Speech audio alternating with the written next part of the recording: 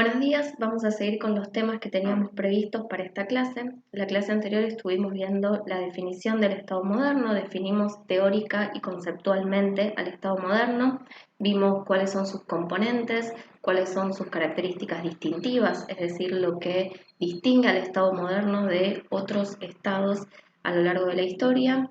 Vimos también cuáles son sus atributos. Entonces, una vez definido el Estado, lo que vamos a hacer ahora es analizar el periodo de conformación de los Estados-nación en América Latina y más específicamente el periodo de conformación del Estado argentino.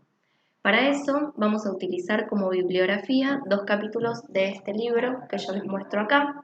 Este libro es América Latina entre lo sublime y el desconsuelo de Jorge Ferronato. Los capítulos que vamos a utilizar ustedes los tienen subidos al campus, son los primeros dos: las guerras por la independencia y la consolidación de los Estados-nación en América Latina. Yo les voy a pasar un PowerPoint en el cual tienen la información de este libro organizada siguiendo dos ejes. Van a ver que son capítulos en los cuales hay bastantes fechas, hay bastantes nombres propios, o sea, son capítulos con mucha rigurosidad histórica. Por eso decidí organizárselos siguiendo estos dos ejes. Por un lado, un eje temporal, una línea de tiempo, van a tener organizados cronológicamente los datos más importantes o los datos que consideramos más relevantes, y por otro lado, un eje más espacial, más político-espacial, en el cual es un cuadro en el cual tienen diferenciados los acontecimientos que sucedieron en Argentina, en América Latina y en el resto del mundo occidental, es decir, Europa y Estados Unidos. La idea con ese cuadro es que ustedes puedan comparar, puedan ver la simultaneidad de los procesos que se van dando, tanto en Argentina como en América Latina, como a nivel mundial. Bueno, paso a compartirles las diapositivas. Van a ver que, siguiendo esta línea, el periodo de conformación del Estado argentino va desde 1810, es decir, la Revolución de Mayo, la caída del Virreinato del Río de la Plata. También podríamos poner como fecha de inicio 1816, que es el año de la Declaración de la Independencia. Y llega hasta 1880, que es el año de la federalización de Buenos Aires, es decir, cuando la ciudad finalmente subordina su poder al poder de un Estado centralizado. 1880 es el año en el cual en cierta forma se dan por saldados los conflictos que se dan entre el interior y Buenos Aires, conflictos por la soberanía, conflictos por dónde va a estar concentrado el poder, y conflictos que atraviesan casi todo el siglo XIX. Por eso en 1880 consideramos que el Estado argentino ya se encuentra conformado. Si ustedes observan la línea del tiempo, van a ver que tienen en la parte de arriba aquellos acontecimientos que suceden a nivel mundial o América Latina, y en la parte de abajo tienen específicamente los acontecimientos que suceden en Argentina. Vamos a ver que se trata de un periodo sumamente conflictivo, un periodo de anarquía, de guerras civiles, de acefalía, en el que por momentos prácticamente no hay autoridades nacionales. Se producen enfrentamientos por qué modelo de país se está construyendo, o sea, qué país se quiere construir y sobre todo quiénes deben formar parte de ese modelo de país. En esta disputa por el modelo de país, Ferronato diferencia dos grandes grupos de ideas, que son el liberalismo por un lado y el conservadurismo por el otro. Los liberales son partidarios de la idea de progreso, de modernización, un progreso con vistas a Europa y Estados Unidos. En Argentina, por ejemplo, los partidarios del liberalismo son los intelectuales de la generación del 37. Juan Bautista Alberdi. Alberdi es quien va a escribir las bases para la Constitución argentina, que se sanciona en 1853, ya vamos a hablar de eso. Y por otro lado, Domingo Faustino Sarmiento. Sarmiento, además de ser presidente, antes de ser presidente, era un intelectual muy reconocido y es quien instala la dicotomía entre civilización y barbarie, o sea, la oposición entre civilización y barbarie. Sarmiento utiliza el término civilización para todo lo referido a Europa, más específicamente al modelo francés, reniega del modelo español, para él el modelo es Francia. Y barbarie lo utiliza para todo lo referido a lo local, lo criollo, lo gaucho, lo indio. Para Sarmiento, lo bárbaro es el salvaje, es lo salvaje. El término bárbaro es un término traído de Europa. En Europa se utilizaba para referirse más específicamente a lo extranjero, y Sarmiento lo que hace es resignificarlo, o sea, le da una nueva significación.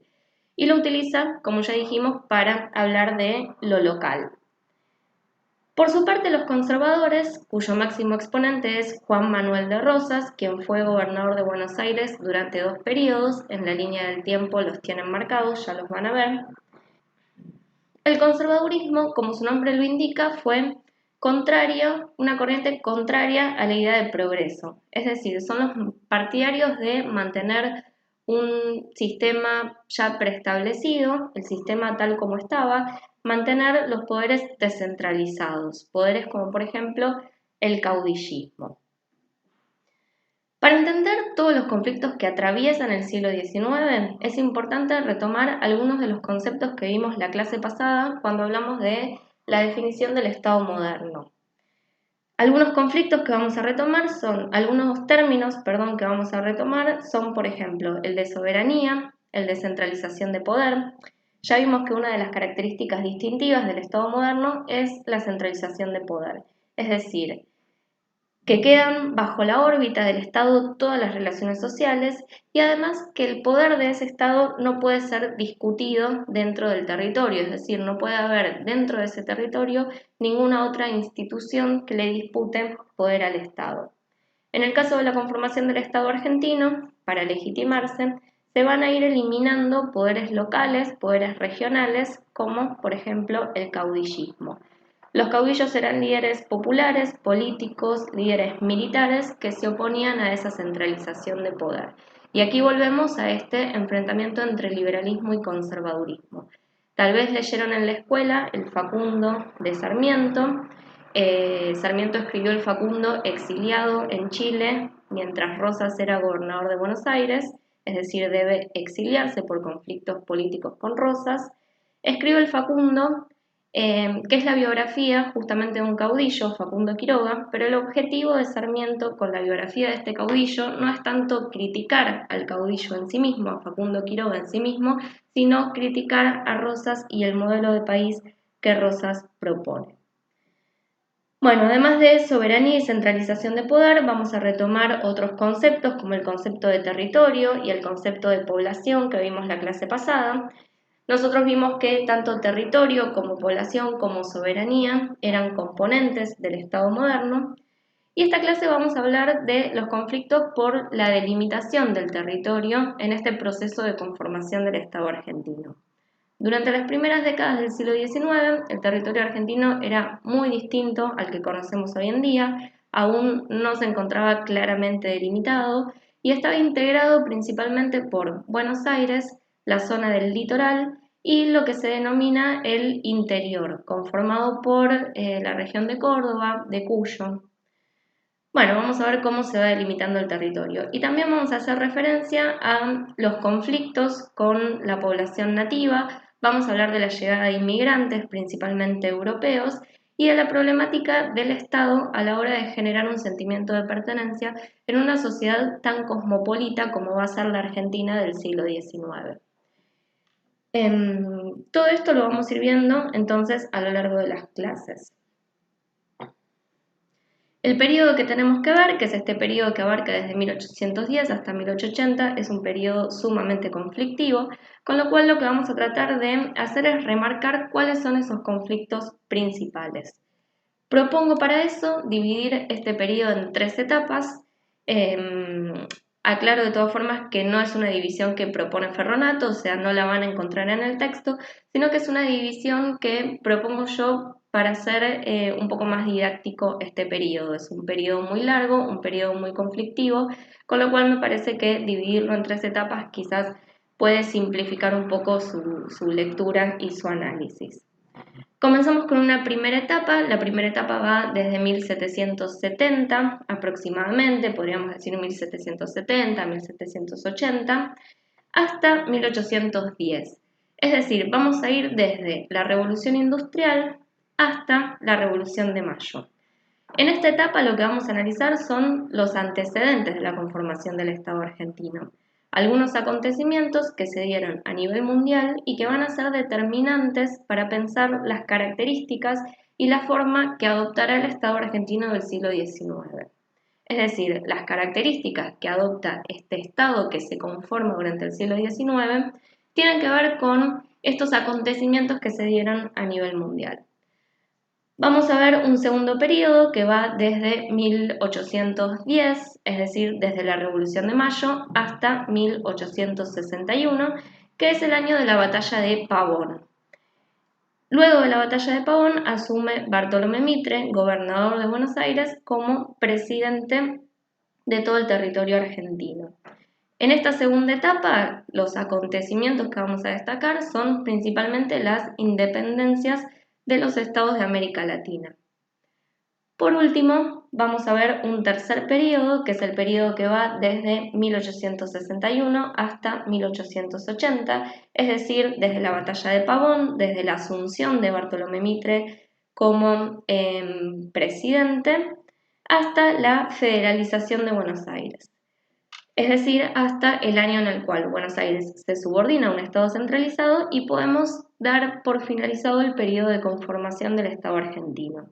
Este tercer periodo abarca los años de las denominadas presidencias históricas, que son las de Bartolomé Mitre, Domingo Faustino Sarmiento y Nicolás Avellaneda. Son los años en los cuales el Estado argentino busca legitimarse mediante diversas estrategias, como por ejemplo acuerdos con los gobiernos provinciales, obras de infraestructura, la formación de un ejército unificado y mediante estrategias que apelan a la fuerza, como por ejemplo la campaña al desierto. Si volvemos a la clase anterior, o sea, si queremos relacionar esto con lo que vimos en la clase anterior, podemos vincularlo con la idea de cómo el Estado busca imponer su dominación. ¿Se acuerdan que habíamos hablado de una imposición más ideológica y, por otro lado, una imposición por la fuerza? Los acuerdos provinciales, las obras de infraestructura, serían un modo de dominación más ideológica por el convencimiento, y en cambio la campaña al desierto o la conformación de un ejército unificado formarían parte de este tipo de dominación más coercitiva, desde ya. Bueno, vamos a volver a la línea de tiempo, así ustedes pueden ir siguiendo las fechas que yo voy mencionando, los acontecimientos que yo voy mencionando. Vamos a comenzar con la primera etapa, que es la de los antecedentes, es decir, desde el inicio de la doble revolución en Europa hasta la caída del Virreinato del Río de la Plata. La doble revolución es el término que agrupa a la revolución industrial en Inglaterra, por un lado. Yo aquí les puse 1780. La revolución industrial es un proceso progresivo, un proceso que no estalla en una fecha determinada, como sí podemos pensar la revolución francesa. La revolución industrial, en cambio, es un proceso que se va dando de manera progresiva, con lo cual es muy difícil fecharla en un año exacto. Podemos mencionar que en 1769, por ejemplo, se creó la máquina a vapor, se comenzó a utilizar la máquina a vapor, pero bueno, más o menos entre las décadas del 70 y el 80 podemos ubicar a la revolución industrial en Inglaterra. Por otro lado, conforma este proceso de doble revolución la Revolución Francesa, que sí estalló en una fecha determinada, que es 1789. Nosotros no vamos a ver estos acontecimientos en sí mismos, o sea, en sí mismos, no vamos a profundizar en la Revolución Industrial y en la Revolución Francesa, pero sí vale la pena hacer mención porque los estados latinoamericanos que se conforman en el siglo XIX van a ser estados moldeados por las ideas que se instalan con este doble proceso revolucionario. Es decir, las ideas que se instalan con la Revolución Francesa y la Revolución Industrial van a ser determinantes para la conformación de estos estados. El doble proceso revolucionario permitió que se consolidaran nuevas ideas en cuanto a lo económico, en cuanto a lo político, en cuanto a lo social, ideas que se van a agrupar bajo el nombre del liberalismo. Y el liberalismo se va a importar en América Latina. A partir de la doble revolución, desde el punto de vista económico, es decir, a partir de la revolución industrial, podemos hablar ya de un sistema capitalista consolidado en el que existe algo que vamos a llamar la División Internacional del Trabajo. La División Internacional del Trabajo se caracteriza por ser un sistema económico mundial que funciona a través de intercambios entre dos tipos de países. Es decir, podemos pensar la división del trabajo en una fábrica desde un punto de vista más global, más universal. Por un lado, hay países industrializados que se van a encargar de la producción de manufacturas. Entre esos países se encuentran a la cabeza Inglaterra y un poco más tardíamente se van a sumar Alemania, Francia y Estados Unidos, que van a tener sus procesos de industrialización a lo largo del siglo XIX. Además de estos países que producen manufacturas, se encuentran los países que producen materia prima. Entre estos países van a estar los estados latinoamericanos que se forman en el siglo XIX. Es decir, estos estados de reciente formación se van a lograr insertar en el mercado mundial justamente como productores de materia prima. Por eso vamos a ver que en el caso argentino, pero también podemos trasladarlo a toda América Latina, el modelo que se va a desarrollar durante los primeros años de conformación del Estado y una vez que el Estado esté consolidado es el modelo agroexportador. O sea, mediante el modelo agroexportador, Argentina logra insertarse en el mercado mundial exportando materia prima, como por ejemplo granos, carnes más tarde, y por otro lado importando productos manufacturados. Desde el punto de vista político, a partir de esta doble revolución, luego de la Revolución Francesa, podemos hablar de nuevas libertades, como por ejemplo el sufragio universal, es decir, que el pueblo sea quien elige a sus representantes, que los cargos políticos no necesariamente sean hereditarios. Podemos hablar también de la división de poderes, es decir, que no se concentre todo el poder en un monarca, sino que haya distintas instituciones que se encarguen de elaborar leyes, de administrar la justicia, de gobernar. En el caso del Estado argentino, por ejemplo, tenemos tres poderes, el poder ejecutivo, el poder legislativo y el poder judicial. A partir de la Revolución Francesa vamos a hablar también de la reivindicación de las libertades individuales, de la igualdad de todos los hombres ante la ley, es decir, que no haya sectores privilegiados en la sociedad, como era la sociedad francesa previa a la Revolución, en la cual tanto el clero como la nobleza tenían ciertos privilegios, como por ejemplo estar exentos del pago de impuestos. A partir de la Revolución Francesa, entonces, lo que va a quedar instalado es esta necesidad de la igualdad de todos los hombres ante la ley. Y un concepto muy importante que es la idea de el pueblo como soberano, es decir, un Estado que gobierna siguiendo la voluntad de todos y no la voluntad individual de un monarca. Volviendo al concepto de dominación que recordábamos hace un rato, es muy importante tener en cuenta esto del pueblo como soberano porque el Estado efectivamente ejerce una dominación sobre la población, una dominación que va a ejercer tanto de forma ideológica como de forma coercitiva, pero esa dominación lo que busca es imponer la voluntad general, la voluntad de la mayoría, y no una voluntad individual. Bueno, dejando de lado un poco este proceso de doble revolución, vamos a mencionar otro acontecimiento importante de esta primera etapa de antecedentes, que es la independencia de Estados Unidos en 1776. En 1776 Estados Unidos declara su independencia y en ese mismo año se crea el Virreinato del Río de la Plata. El Virreinato del Río de la Plata se crea como parte de una serie de reformas llevadas a cabo por los reyes borbónicos en España, las reformas borbónicas, y estas reformas lo que buscaban era administrar mejor los territorios coloniales. Es importante tener en cuenta estos datos para empezar a pensar algo que vamos a ver a lo largo de la materia, que es cierto desfasaje entre América Latina y Estados Unidos. Una de las grandes ideas que atraviesa estos primeros capítulos de Ferronato tiene que ver con esa situación de subordinación en la que queda América Latina incluso después de la formación de los estados independientes. Es decir, con las independencias en América Latina se va a pasar de una dependencia política, se va a empezar a dejar de lado una dependencia política pero lo que se va a empezar a conformar es una dependencia más económica, primero hacia Inglaterra y luego, promediando el siglo XX, dependencia hacia Estados Unidos. Esto lo iremos desarrollando en las próximas clases. Pasamos ahora a la segunda etapa. La segunda etapa es la que va desde 1810 hasta 1861. Ustedes tienen ubicadas en la línea del tiempo, en orden cronológico, las independencias de los países latinoamericanos.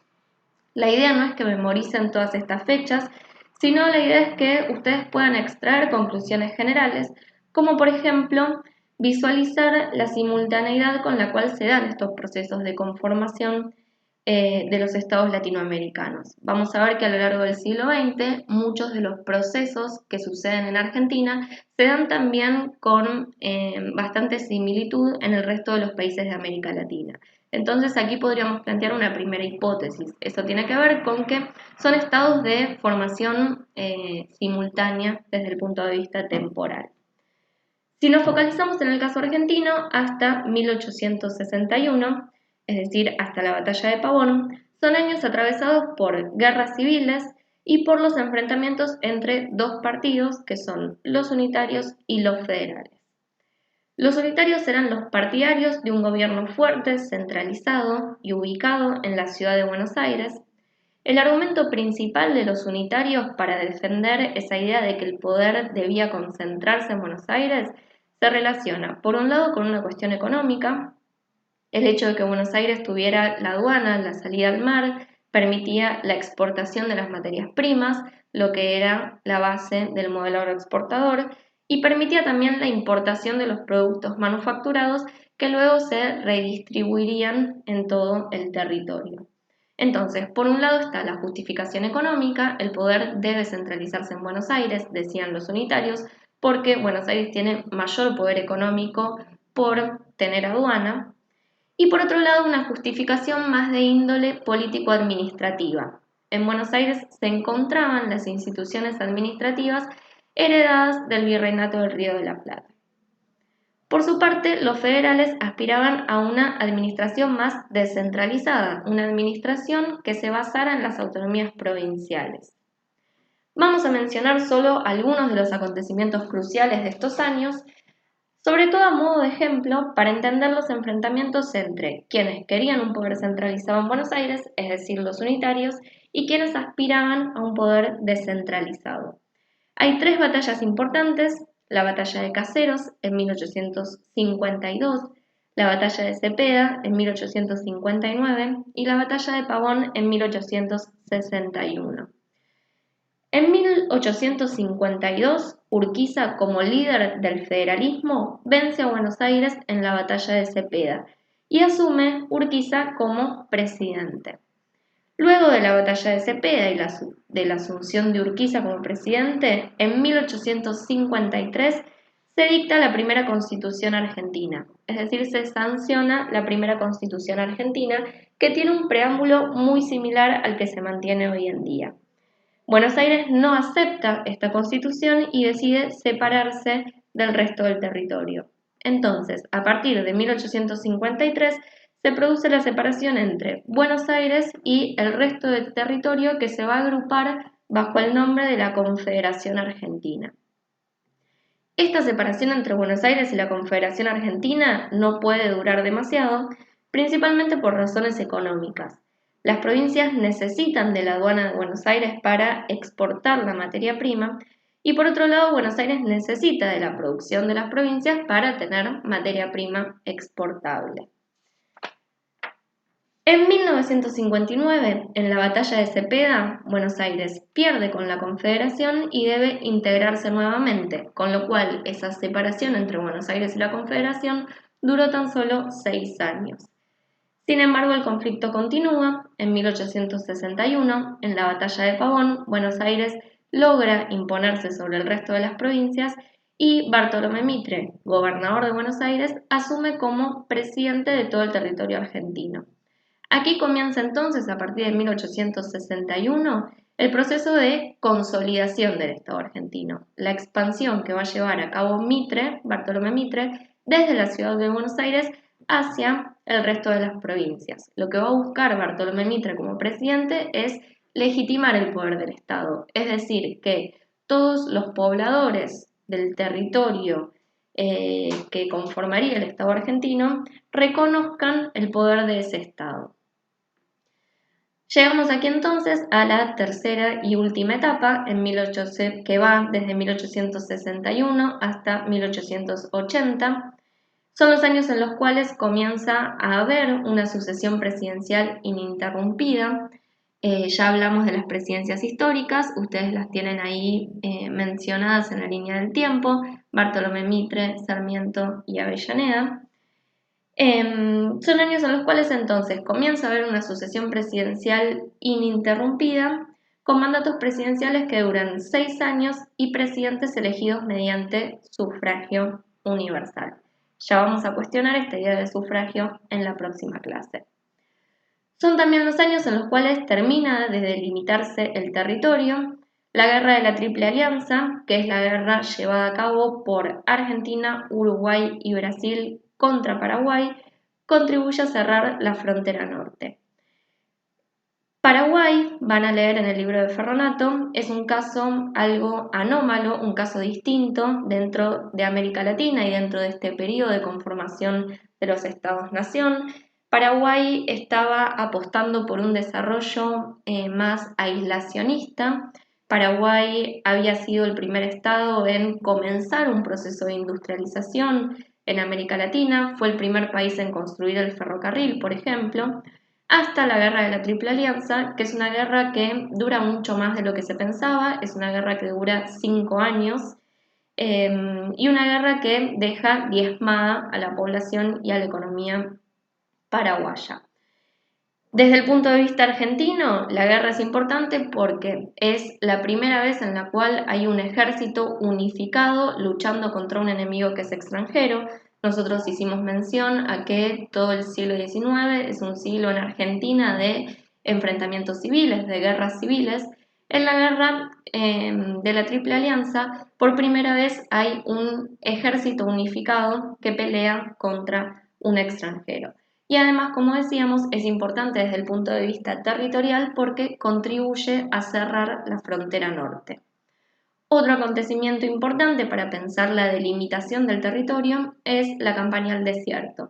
La campaña al desierto se llevó a cabo durante la presidencia de Avellaneda, la llevó a cabo Roca como ministro de Guerra.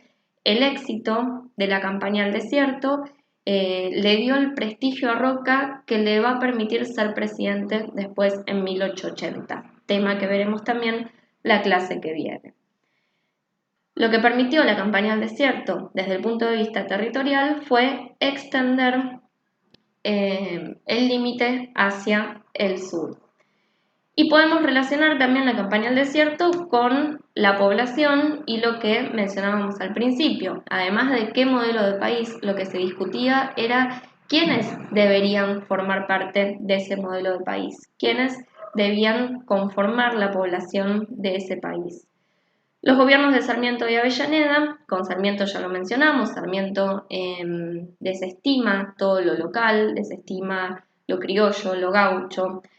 Entonces, los gobiernos de Sarmiento y Avellaneda lo que van a buscar es incentivar la migración europea. Lo que van a hacer es instalar oficinas de propaganda en Europa, incentivando a los europeos a venir a la Argentina, instalando la promesa del progreso económico en el país, lo que se llamó como venir a hacer la América, una promesa que obviamente en la mayor parte de los casos no se cumplió. Bueno, finalizando con el periodo de conformación del Estado argentino, la clase que viene vamos a empezar con el periodo que va de 1880 a 1916, que es el periodo de la República Conservadora o la República Oligárquica.